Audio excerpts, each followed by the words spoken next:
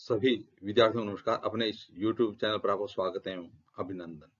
हाँ, तो विद्यार्थियों, आज हम राजनीति विज्ञान से संबंधित वन लाइनर कविता संख्या 15 देखने जा रहे हैं। तो आज हमारा विषय है राजनीति विज्ञान और आज हम देखेंगे वन लाइनर कविता संख्या 15। तो शुरू करते हैं विद्यार्थियों आज का वीडियो।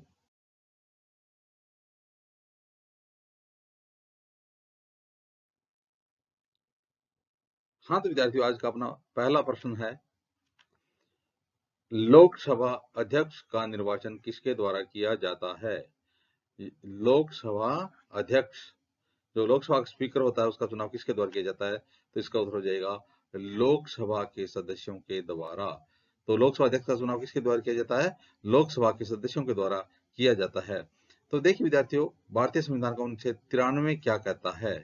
तो भारतीय संविधान के अनुच्छेद 93 के अनुसार लोकसभा यथाशीघ्र अपने दो सदस्यों को क्रमशः अध्यक्ष और उपाध्यक्ष चुनेगी। तो एक तो अध्यक्ष चुना जाएगा और एक उपाध्यक्ष चुना जाएगा। यानी प्रथम अध्यक्ष हमारे थे, लोकसभा के अध्यक्ष थे, वो कौन थे? जीवी मावलंकर थे। लोकसभा के पहले अध्यक्ष कौन थे? जीवी मावलंकर थे। तो इस प्रकार से लोकसभा अध्यक्ष का निर्वाचन किसके द्वारा किया जाता है? लोकसभा के सदस्यों के द्वारा किया जाता है। हाँ, तो विद्यार्थियों, आज का अपना अगला प्रश्न है, किस संविधान संशोधन के द्वारा लोकसभा की सीटों की संख्या यथासंभव रखने का प्रावधान किया गया है? तो आपको बताना है कि जिस प्रकार से अब वर्तमान में जो लोकसभा की 543 सीटें, उनके लिए जो निर्वाचन क्षेत्र बना रखे हैं, यानी 543 सीटों के लिए निर्वाचन होते हैं, तो किस संविधान संशोधन के द्वारा लोकसभा की सीटों की जो संख्या है वो यथासंभव रखने का प्रावधान किया गया है? तो इसका उत्तर हो जाएगा 84वें संविधान संशोधन के द्वारा।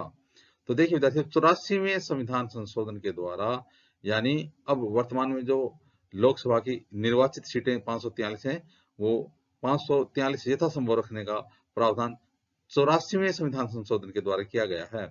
पहले 42वें संविधान संशोधन में और बाद में जो 84वें संविधान संशोधन है, उसके अनुसार 2026 तक लोकसभा जो सीटें वो यथासंभव रखने का प्रावधान किया गया है। प्रश्न अगला क्वेश्चन है, स्पीकर को हटाने के संकल्प को प्रस्तावित करने से कितने दिन पहले सूचना दी जाती है? तो जो लोकसभा अध्यक्ष है उनको हटाने के संकल्प को प्रस्तावित करने से पहले कितने दिन पहले सूचना दी जाती है? तो इसका उत्तर हो जाएगा 14 दिन पूर्व। कितने दिन है? 14 दिन पूर्व सूचना दी जाती है। तो देखिए विद्यार्थियों, सदन के सभी सदस्यों के बहुमत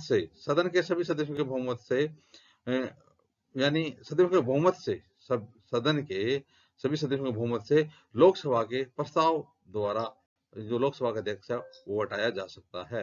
तो इस प्रकार से 14 दिन पूर्व सूचना देना जरूरी होता है। हाँ, तो विद्यार्थियों, आज का अपना अगला प्रश्न है, राज्यसभा के सबसे अधिक सदस्य हैं किस राज्य से हैं? तो राज्यसभा के सबसे अधिक सदस्य किस राज्य से हैं राज्यसभा के लिए? तो देखिए विद्यार्थियों, 31 सदस्य उत्तर प्रदेश से हैं। तो राज्यसभा के लिए सबसे अधिक जो सदस्य हैं वो निर्वाचित कहाँ से होते हैं? उत्तर प्रदेश से। कितने? 31 सदस्य। तो देखिए विद्यार्थियों, जो लोकसभा की सीटें ना, वो भी सर्वाधिक 80 कहाँ से हैं? वो भी 80 सीटें उत्तर प्रदेश से ही हैं। तो उत्तर प्रदेश से राज्यसभा के लिए 31 व लोकसभा के लिए 80 सांसद वो निर्वाचित होते हैं। हाँ, तो विद्यार्थियों, आज का अपना अगला प्रश्न है, उपराष्ट्रपति को अपने पद से हटाने की शक्ति किसके पास है? यानी उपराष्ट्रपति को उनके पद से हटाने की शक्ति वो किसके पास है? तो केवल राज्यसभा के पास है। उपराष्ट्रपति होता है वो राज्यसभा का प्रतिनिधि सभापति होता है, इसलिए केवल राज्यसभा के पास है उपराष्ट्रपति को हटाने की शक्ति है। विद्यार्थियों, अगला प्रश्न है, भारत की संसद किन से मिलकर बनती है? भारत की संसद किन से मिलकर के बनती है? तो उत्तर हो जाएगा राष्ट्रपति, राज्यसभा और लोकसभा से मिलकर के भारतीय संसद बनती है। तो भारतीय संसद किससे मिलकर बनती है?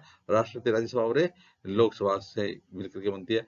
तो अनुच्छेद 79 के अनुसार, अनुच्छेद 79 के अनुसार राष्ट्रपति, राज्यसभा और लोकसभा से मिलकर के भारतीय संसद बनती है। हाँ, तो विद्यार्थियों आज का अगला प्रश्न है, मंत्रिपरिषद में कितने प्रकार के मंत्री होते हैं? मंत्रिपरिषद है, उसमें कितने प्रकार के मंत्री होते हैं? तो 3 प्रकार के मंत्री होते हैं। तो मंत्रिपरिषद में कितने प्रकार के मंत्री होते हैं? मंत्रिपरिषद में 3 प्रकार के मंत्री होते हैं। तो 3 प्रकार के कौन-कौन से मंत्री होते हैं? तो एक तो है कैबिनेट मंत्री, दूसरा है राज्य मंत्री और तीसरा है उप मंत्री। इस प्रकार से कैबिनेट मंत्री, राज्य मंत्री और उप मंत्री 3 प्रकार के मंत्रिपरिषद में मंत्री होते हैं। हाँ, तो विद्यार्थियों आज का अपना अगला प्रश्न है, संघ की समस्त कार्यपालिका शक्तियां किसमें निहित होती हैं? संघ की समस्त कार्यपालिका शक्तियां किसमें निहित होती हैं? तो राष्ट्रपति में निहित होती हैं। तो संघ की समस्त जो कार्यपालिका शक्तियां वो किसमें निहित होती हैं? राष्ट्रपति में होती हैं। देखिए अनुच्छेद 53 के अनुसार संघ की समस्त कार्यपालिका शक्तियां वो राष्ट्रपति में निहित होंगी। हाँ, तो विद्यार्थियों आज का अगला प्रश्न है, राष्ट्रपति के निर्वाचन में कौन कौन भाग लेते हैं? तो राष्ट्रपति महोदय है, उनका जो निर्वाचन होता है उसमें कौन कौन भाग लेते हैं?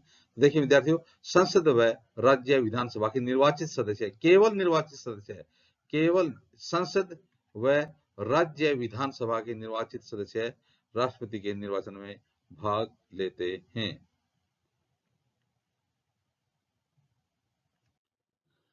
हाँ विद्यार्थियों आज का अगला प्रश्न है, भारतीय संविधान के किस अनुच्छेद के तहत राष्ट्रपति लोकसभा के बहुमत दल के नेता को प्रधानमंत्री नियुक्त करते हैं?